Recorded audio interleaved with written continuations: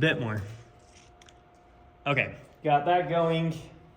All right, so let's remind ourselves of where we're at in the story of philosophy. Maybe go back to this first slide. Probably would have been easier to go to the end of the show. First slide, so we started on the Sophists. High level, what are the Sophists? High level, what are the Sophists? They only believe in subjectivity, not objectivity. They're skeptics. So they're skeptics. They don't believe that there's any objective truth, any objective reality, any objective beauty. Everything's in the eye of the beholder type thing. Prodicus, he had his famous saying, man is the measure of all things, of things that are that they are, of things that are not that they are not. Right? And then we had Gorgias. What did he argue? I wasn't there. You weren't here, but you watched it for sure, at least twice. I watched the first part. So Gorgias argued, first off, nothing exists. Even if it does exist, you can't know about it. Yeah. Even if you could know about it, you couldn't communicate it. So no sense talking about it, right? No reality, even if there's reality, no truth. Even if there is truth, can't talk about it. It's incommunicable.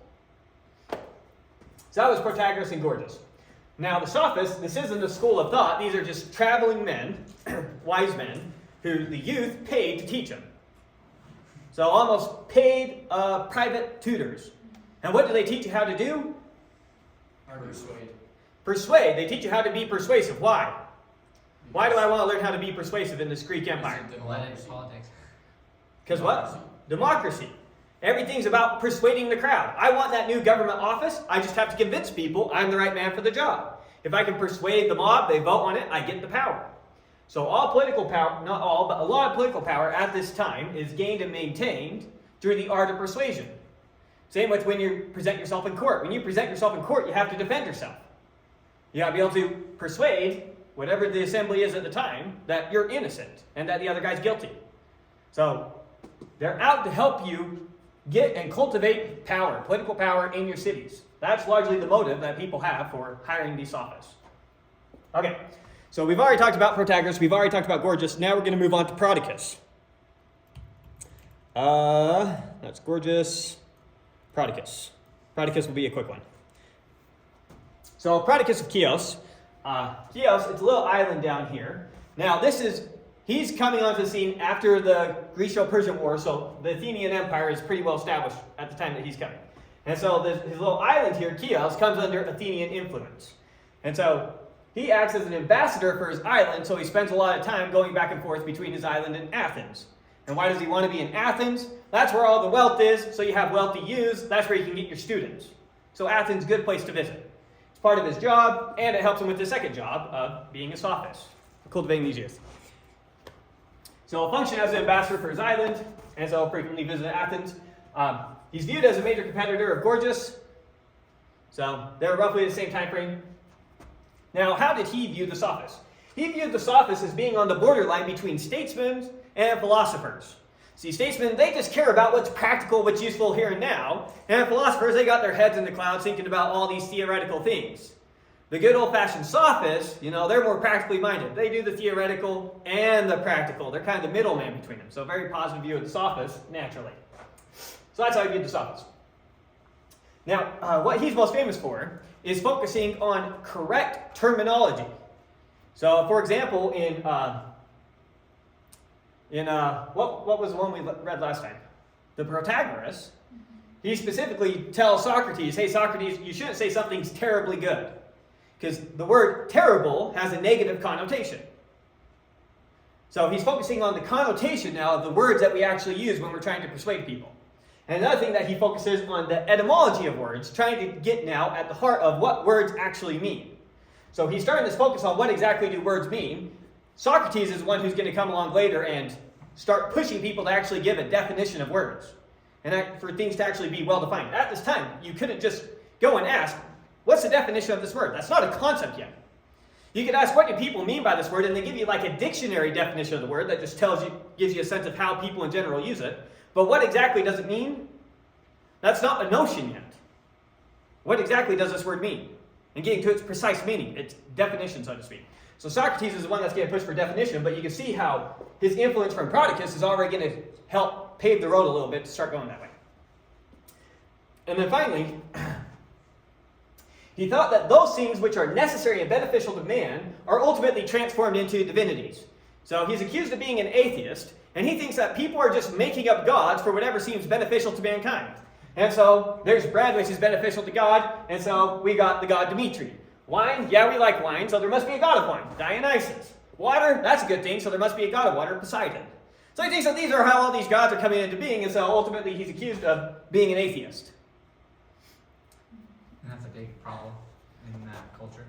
That can be a big problem in that culture. It's the easy way. So say that he's supporting someone who falls out of political favor. Then his political opponents will then accuse him of being an atheist because of some of these things to get the mob to turn against him, drive him out of town. So atheism is a standard charge used against someone when you want the mob to turn against him. Ultimately, it's one of the things Socrates will be charged with. It wasn't like illegal, was it? It's not that illegal.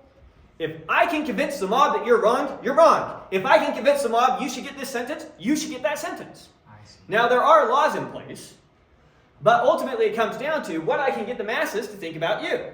And if the masses, as a general rule, are theists, and I convince them that you're an atheist, then you see how that could come to hurt you. Yeah. So whether there were actual laws in place that you have to believe in the gods, I don't know about that. There were probably certain rituals that you had to participate in. I don't know. But nonetheless, it just matters, can we accuse him of it? So I don't know if he was actually an atheist or if he was just mocking the Greek pantheon. Anyways, so that's it for Prodicus. Any other questions about him before we move on to the next one? That was all. Yeah, just a quick one. All right, next one. Thrasymachus of Chalcedon. So Chalcedon is up here next to Byzantine. It's on the other side of that channel there. So that's ultimately where he's from. At the time, these are going to be Ionian colonies coming under the Greek influence, or under Athens influence. So ultimately, he's in a city under Athens influence.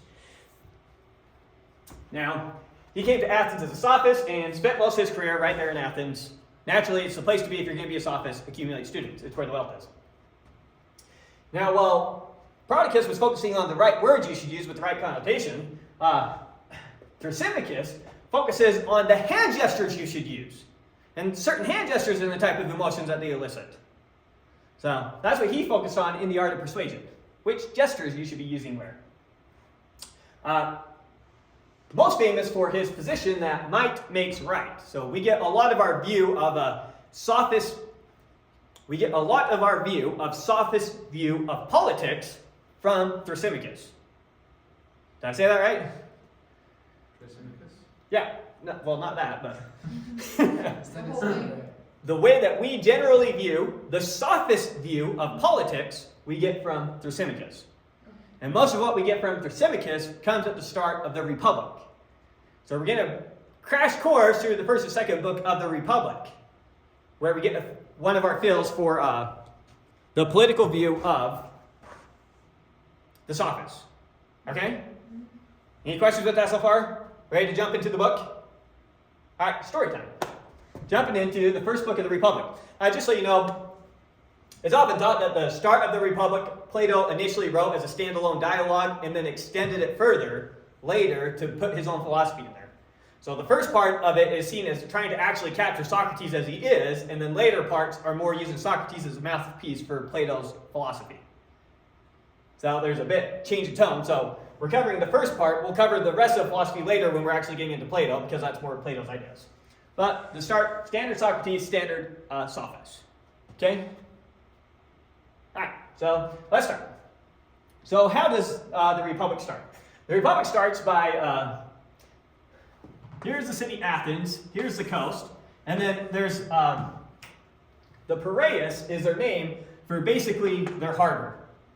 So it's a harbor where they have all their ships and stuff, a bunch of trade is done, and there's some houses down here. Naturally, a bunch of your merchants are going to live down here, but then Athens proper is up here. Make sense? And the Piraeus, often when the city would do like its festivals, they would go down to the Piraeus to do the Piraeus because they have a lot more open space up here rather than being uptight in the city. So you want to do your chariot races, you do them down here. So a bunch of their celebrations are down here at the Piraeus. So what's happening? So the story starts with Socrates. He's down at the Piraeus for some festival that they're watching, and he decides, all right, it's over. I should probably head back up to the city. So people stop him and say, where are you going? You know, the festival still continues. You should stick around. He says, well, I got to go stay at my place. And they say, no, come stay at the house of Cephalus? Am I saying that right? Cephalus. I think it's Cephalus. I think you do the cut. Come stay at the house of Cephalus. He's a local merchant that lives there, a wealthy guy. He's letting his home be open for people to come stay at the festival. In particular, some Sophists are going to be staying there who are coming to see the festival. Remember that when Sophists go visit a town, they kind of just stay at some rich dude's house. And he kind of hosts a bunch of Sophists to come stay there. So he lets them know, there's a bunch of us staying over here at Cephalus' house. Come with us, come stay at Cephalus' house, have some conversation while we wait for the second part of the festival. So Socrates ultimately agrees to do that. So he shows up there. First thing he does is he gets in conversation with Cephalus. And Cephalus, Socrates is going to be like a 30 to 40 at this time. Cephalus is an older man, 60 to 70-ish.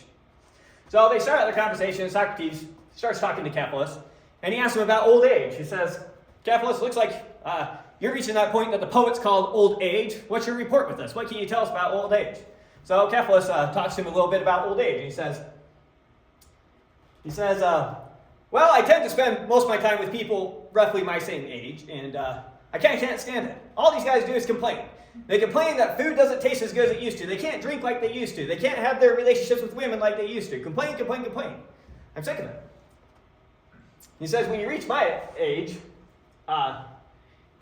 he says, those guys all think, well, how's the best way to say this? Talks about how they're complaining about how old age is so much trouble, and he says, but that's not my report of it. I find old age quite soothing. And Socrates says, well, Cephalus, you're also a very wealthy man. Maybe that's the reason you enjoy your old age. And so, isn't it the wealth that makes you enjoy your old age? Cephalus tells him that there is some truth to that, but not as much truth as you suppose. There's only one benefit that he can find in actually being wealthy. And that's that he's been able to go throughout the course of his life, paying every man his dues and making sure he pays to the gods what's owed to the gods. He says as you get older and older, you know, stories that you heard when you were a kid about the afterworld and how you're going to be punished for deeds done in the flesh, you'll laugh at them. So as you get older and older, these things start to weigh on your mind a little bit more, and you start to take it more seriously. And so the great benefit of his wealth is he can at least know that he hasn't wronged any man throughout the course of his life, and he's been able to pay his dues, essentially. Which leads into a conversation about justice. Because essentially, Cephalus is saying is it's helped him live a just life. And so they want to start a conversation about justice, and so Socrates asks him, what is justice? Now, Cephalus, he has to get going. He has some stuff to do around the house. He says, well, this is a great question. Unfortunately, I can't be a part of the conversation. I got to go. Talk to my son, Polymarchus, and keep the conversation going. Because it's a public conversation that Sophists are sitting around, a bunch of people are around to listen in on this conversation. Make sense so far? Okay, so Polymarchus inherits the conversation. And so now Socrates is talking to Polymarchus, and the topic of the conversation is justice. What's justice? So he asks Polymarchus what justice is. And Polymarchus says, justice is to render to every man his due. He gets it from a poem written by Simonides, apparently. And so Socrates starts poking at this definition a little bit. He says, suppose you have a friend who gives you his arms when he's in a clear state of mind. Then he comes back later screaming about how mad he is at John. And he says, give me my sword. I'm going to go kill John. Should you give him the sword? And Polymarchus says, well, no, you shouldn't give him the sword. But Socrates points out, but it's definitely due to him. You owe him his sword. So is that a just action? And so they make a second attempt. So Polymarchus makes a second attempt at getting at justice. So he says, justice is to render every man his due.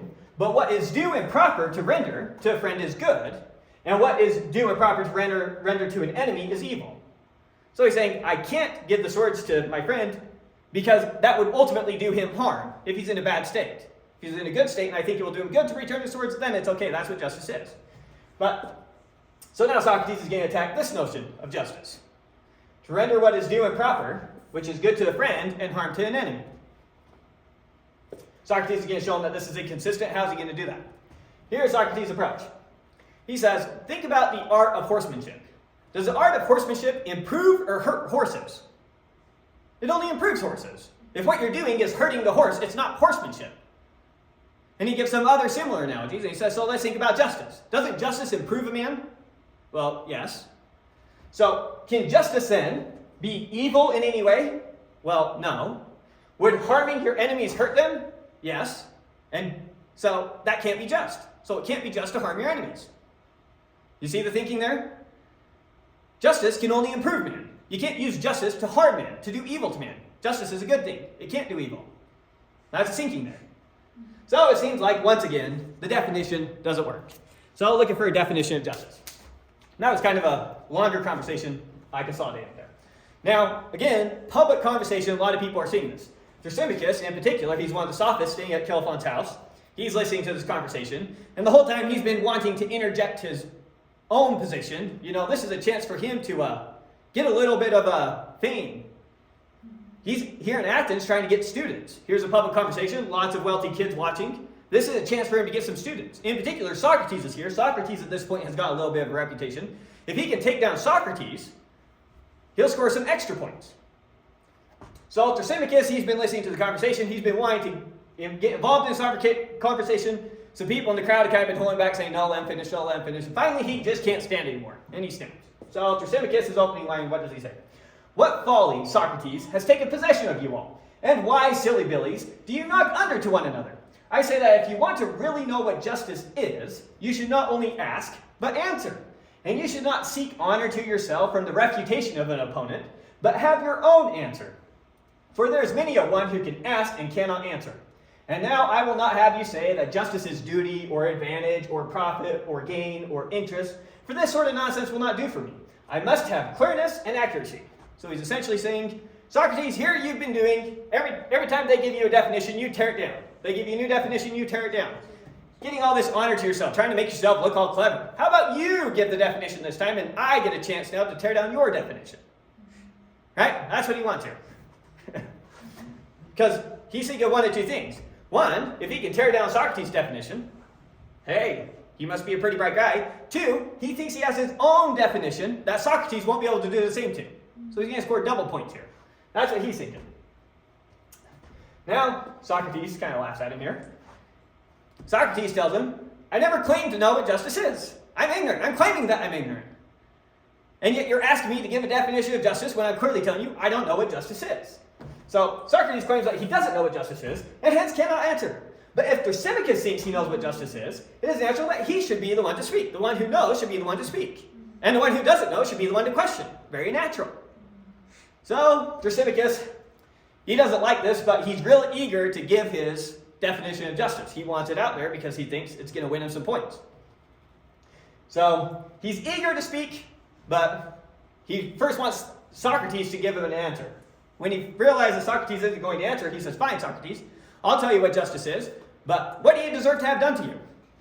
Socrates says, I deserve to have done to me what any ignorant man deserves to have done to them. I deserve to learn. And if you give me a good answer, I'll praise you. And Thrasymachus says, that's not good enough. I want you to pay me. Now, we haven't talked much about Socrates yet, but Socrates lived a life of poverty. He did not have wealth. He did not accumulate wealth. So he has hardly anything that he can pay Thrasymachus if Thrasymachus wants money. But there's a bunch of wealthy people there who are friends of Socrates, and they'll say, okay, Thrasymachus, we'll give you some money if you give an answer that Socrates can't refute. And so Thrasymachus, he's now ready to go and give his great answer. What does Thrasymachus say justice is? Justice is nothing else than the interest of the stronger. Ultimately, the way that we summarize Thrasymachus' position is might makes right. That's the quick way that we summarize his position, but we'll get more elaborate what his position is here. But that's where that phrase comes from. Might makes right. It's summarizing Thrasymachus' position. But here's what he says. Justice is nothing else than the interest of the stronger. Now, Socrates points out that using this definition, Socrates points out using this definition, since it's good for some guy, Polydamas, he was some big dude. Think like Andre the Giant, right? Massive guy. Very strong. Very strong, massive guy. So Socrates points out that using this definition, since it's good for Polydamas to eat a bunch of food, that's in his interest, then it must be just for all of us to eat that much food. Right? That's what's just, for us to eat as much food as it is for the strong, as is in the interest of this strong guy. Find the strongest guy, however much food he eats, that's how much food we should eat. According to your definition, Thrasymachus. Now Thrasymachus gets after him. He says, you always do this, you're always trying to twist people's words into what they're not actually saying. That's not what I mean. He says, I'll explain to you what I mean by the interest of the stronger. He says, let's look at any city-state. When we say state, we mean a city-state here. In each state, the government is the ruling power, and the government makes laws to protect its interest. Right? And so the stronger people are the people who have political power in that government. In this sense, the government, the ruling class, are the strong. And justice is following the laws that they put forth. It's the interest of the strong. Follows definition? This is why it's just to follow the laws. Because you're following the interests of the stronger, the ones who have political power in the state who put the laws in place. So he thinks.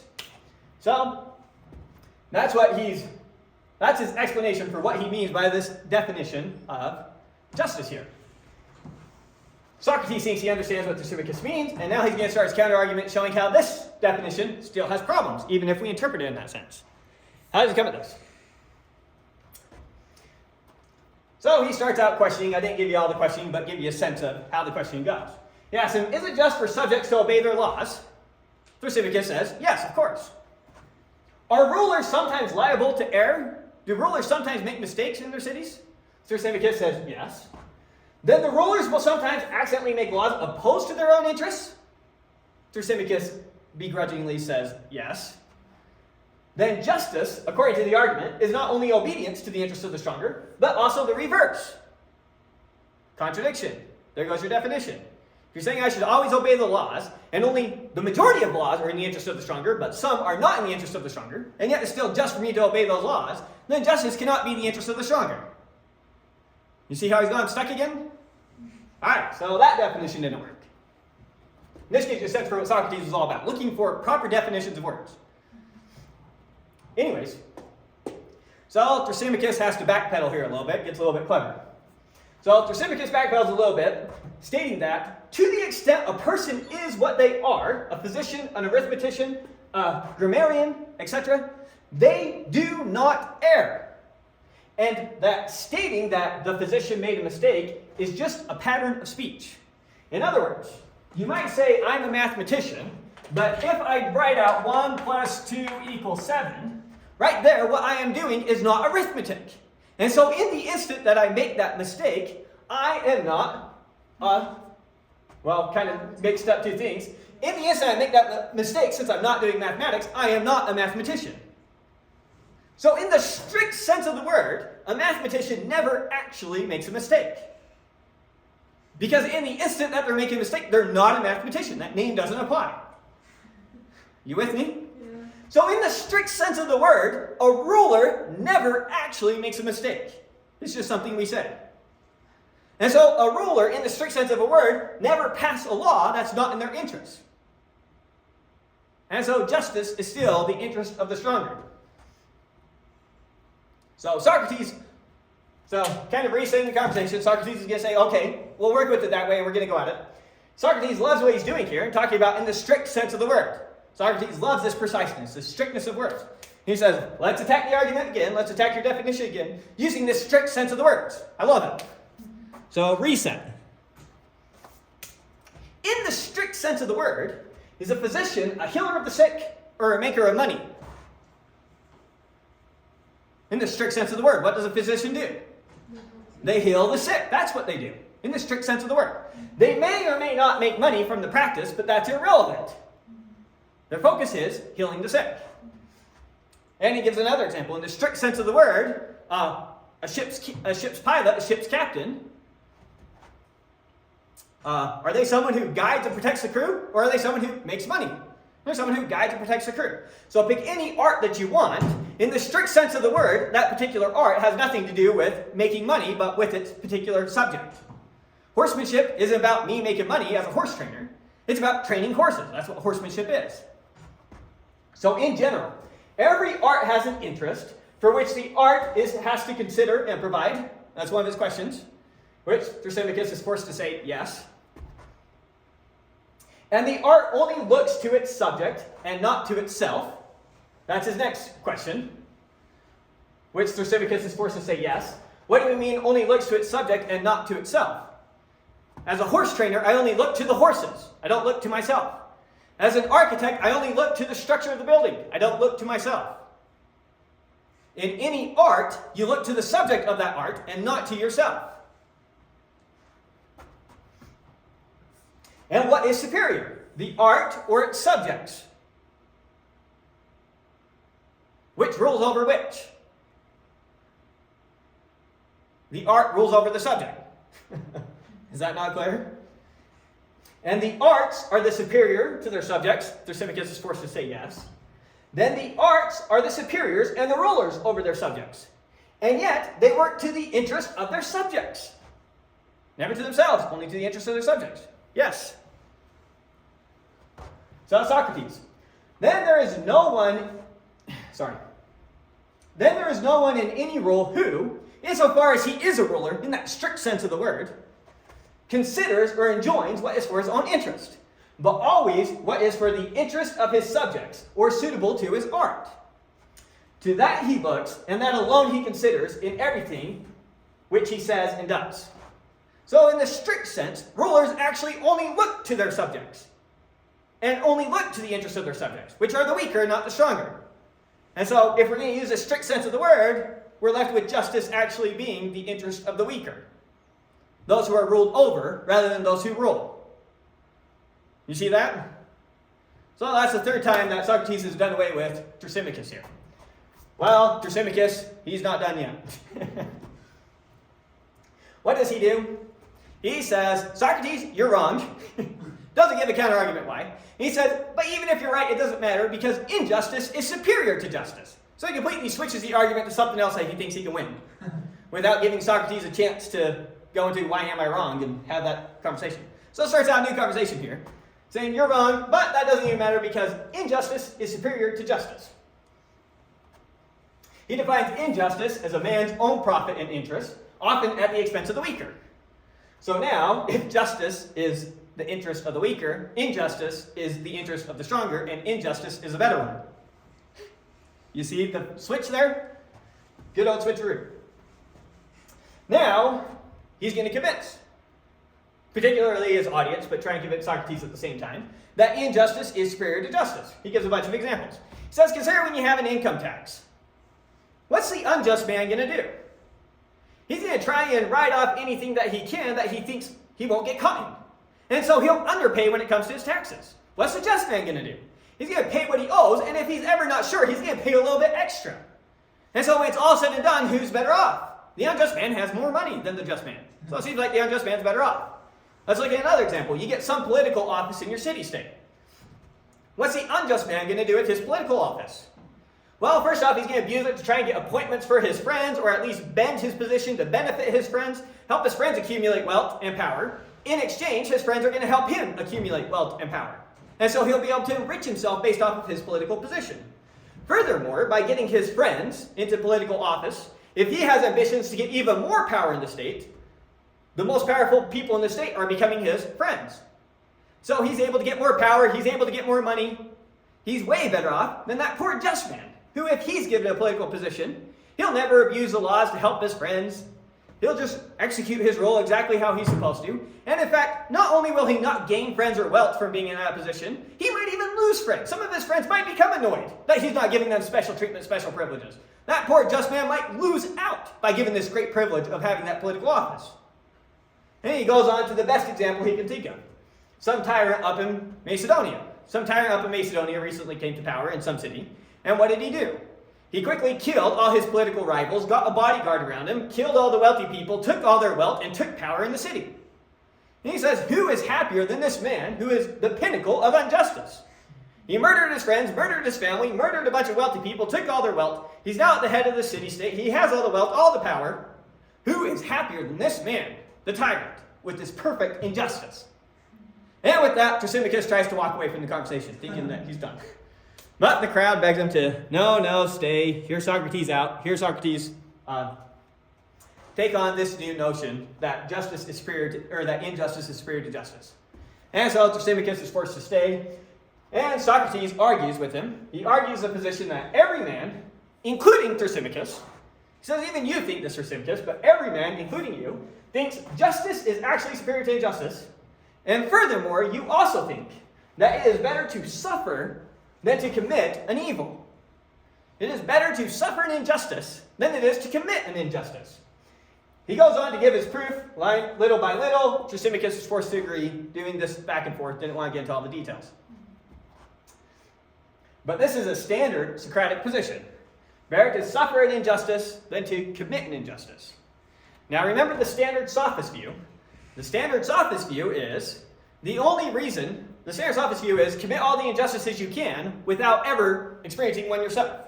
That's the ideal life, where you can go around killing people without having to worry, and they can't retaliate and kill you in return. So Socrates is telling him right to his face, you actually believe the exact opposite of that, and I'll convince you of it with some argument. And he takes it line by line, gets Thrasymachus to agree until that's ultimately the conclusion of the argument. Now, Thrasymachus doesn't actually agree, he just couldn't figure his way out of the argument, and he feels like Socrates led him there. So Glaucon interjects, that's Plato's big brother, if you're interested. Glaucon interjects, and he says, Socrates, you're not really convincing anyone. There's those of us who already agree with you, and there's those of us who don't. And those who don't, they're not going to agree with you. They just feel like you're leading us line by line down some path that we don't know how to refute. And yet we can't help but reject where it is you're going. So he says, I don't think you've really convinced Thrasymachus here. And so if you want to really convince us, rather than just seem to convince us, we need to retake up this argument. So Glaucon's going to start again. Glaucon, he's not a sophist, but he's going to try and speak on behalf of the sophists. He's going to argue the sophist position the best he can, and tell Socrates exactly what it is he wants Socrates to do, to really convince people that it is better to suffer than to commit an evil. It's better to suffer an injustice than it is to commit an injustice. So that's what he's going to set up next. So Glaucon starts by describing three classes of goods. Those things desired for their own sake, but not for their consequences. Those things desired only for their consequences. And those things desired both for their own sake and for their consequences. Let's give examples of both these things. What's something you desire for its own sake, but not for its consequence? Eating cake. Right? You like that act of eating cake, not so that you have that weight down the road. You enjoyed eating the cake right then and there.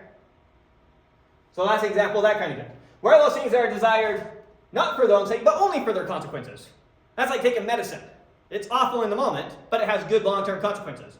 Or another one they give is exercising. You don't exercise because you love exercising. Maybe some of you do, I don't know. But as a general rule, you don't exercise because you love exercising. You exercise because you love the consequences of exercising. And then finally, there's these types of things that you both love for their own sake and for their consequences. Knowledge is one of the ones that they put in this category. And so he asked Socrates, which of these, Glaucon pushes Socrates to, which of these does he put justice in? So is justice something that's desirable for its own sake and for the consequences? Is it something that's desirable for its own sake and not for the consequences? Or is it something that's not desirable for its own sake but only for its consequences? So he tells Socrates, most of the sophists say that it is in this category. Those things that are desired only for their consequences. No one likes being just, but they love the consequences of everyone else having to be just. No one likes not stealing. Everyone likes not being robbed. That's what he thinks of. So he tells him that the sophists put in that category. You need to convince me that belongs in this third category. These things that are desired for their own sake and for their consequences. So he's going to set up a scenario where if justice is in this third category, then a man has to be happy with justice. We'll set the scenario here. But so Glaucon pushes Socrates to retake up the argument.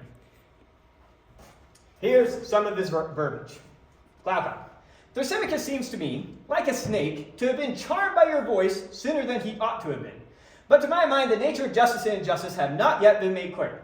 Setting aside the rewards and results, I want to know what they are in themselves, and how they inwardly work in the soul. If you please, then, I will revive the argument of Thrasymachus.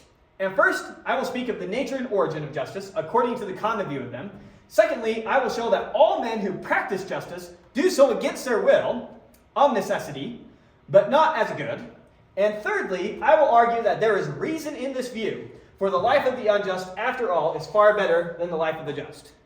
So Glaucon doesn't actually believe this, but he thinks that this is a standard sophist view. He wants to hear Socrates actually refute this view. So he's going to give the standard sophist view again. So, origin of justice. So he goes on to explain what's the origin of justice. The origin of justice is men both committed injustices and suffered injustices. And they decided that the harm of suffering an injustice outweighs the good of committing an injustice. So all men agree will sacrifice the benefit of committing injustice for the sake of not having to suffer one. So we all agree, I won't steal from you, you won't steal from me. We'll both sacrifice a little. And when all things are weighed out, it turns out it's slightly better than it would have been before. So that's what he thinks the origin of justice is. The benefit of sacrificing robbing for the sake of not being robbed. Now, his proof that all men really prefer injustice to justice, he gives a story here, the story of the ring of Gyges. What's this story? Here's how the story goes. There were some shepherds of a king out in the field one day, and there was a massive earthquake in the ground. And one of the shepherds went down into the earthquake and he found a ring. So he takes the ring and he puts it on. Well, the shepherds meet together, getting ready to give their accounting to the king. And while all the shepherds are coming together and talking, he discovered that if he would take the ring and turn it so that the stone on the ring was pointing down, he was invisible, but if he turned it back up, he was visible again. So he tells the other shepherds, I'll be the one to go back and give the report to the king. So they say, okay, he goes and he's the one that goes back to give the report to the king. In giving the report to the king, he uses that invisibility to kill the king, seduce the king's wife, and become the king of the city himself. And he goes on to say, now imagine such a ring actually existed. If you give this ring to a just man, if you give it to an unjust man, think about what he could do. And remember the setting of the type of city that they're in. You could walk through the marketplace stealing anything you wanted.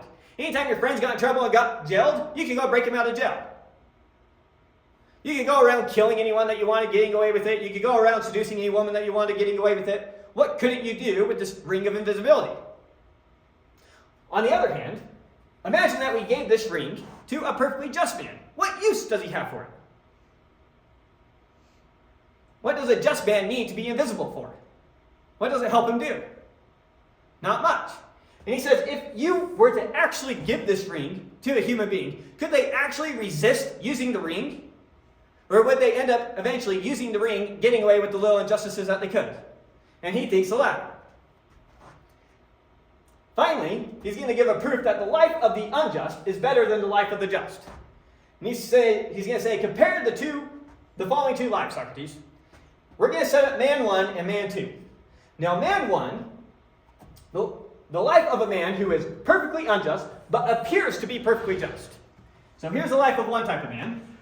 And here's the life of another type of man. We're going to look at the life of a man who is perfectly just, but appears to be perfectly unjust. Now, which of these two men are going to live a better life? He says, let's look at the life of a man who's perfectly unjust, but appears to be perfectly just. This man is one who's able to abuse his position to accumulate wealth, abuse his position to accumulate reputation. So he's going to be able to accumulate wealth, power, reputation, wealth and power, and he's always going to have a reputation for good. So everyone's going to praise him as the greatest, kindest, most generous man in the entire city. He's the most just man that we have. And yet he's constantly committing injustices behind the scene, perfectly getting away with it every time. He's able to accumulate wealth, he's able to accumulate power, and at the same time, since everyone views him as just, he has limitless friends, he can marry into all the best families, he can do whatever he wants pretty much in the city. The perfectly just man.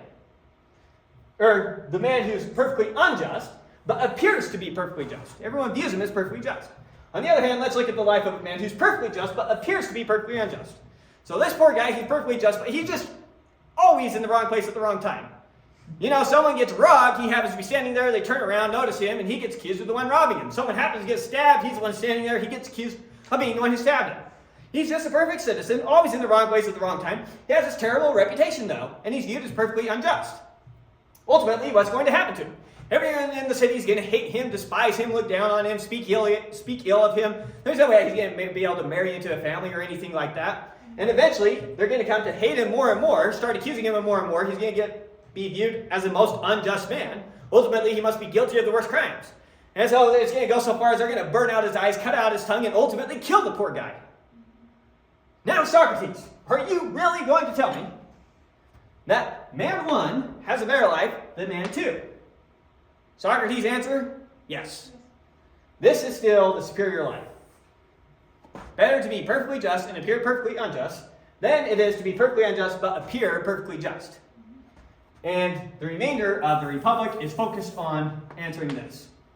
And it goes on for a bit and getting into justice. But that gives you an end of some of the sophist view that the Republic portrays. Any questions there? thought we were arguing, what does justice mean, and for us to have a conversation that has the word just in it, seems like a higher level. So perfect. So he says, Socrates, here's what I want you to convince me of. Socrates continues with the Republic, but first he says, before we can have this conversation, we need to get justice. And so what is justice is the overarching theme of the Republic. So a lot of the conversation is, let's come up with a definition of what exactly justice is, and then let's come back and reevaluate this question once we have our definition. So they dedicate a bunch of the Republic to doing just that. They start out by setting up an ideal city-state. They say it would probably be easier to see justice in a state before it is to identify what justice is in an individual. So they set the ideal state, they identify where justice is in the state, they make analogies to what justice is in the individual, and then they argue that, yep, this is a superior life to this life up here. So that's kind of the course of how the Republic goes from here. Any other questions? We'll eventually cover the rest of the Republic when we get to Plato, but after that it gets more into Plato's philosophy. Here we were focused more on the Sophists. Okay, so that's it for the Sophists. We kind of already did a recap, but I guess we'll just do one more really quick. Talk about which of them are. Protagoras, he's the first one to call himself a Sophist. The quote that we memorized associated with him is, man is a measure of all things that are, that they are, of things that are not, that they are not. Protagoras. Gorgias takes skepticism to a whole new level. He's the one who says nothing exists. Even if it does, you can't know about it. Even if you can't tell anyone about it. Prodicus, he's the one who introduces words and using the right words with the right connotations when you're trying to persuade people. Thrasymachus, he's the one who introduces hand gestures when trying to persuade people. And he's the one who presents the sophist position on politics. Might makes right. So, might makes right is a phrase often associated with Thrasymachus. Any questions on the sophists in general before we move on to the next complete section? Nothing? All right. So with that, we've got a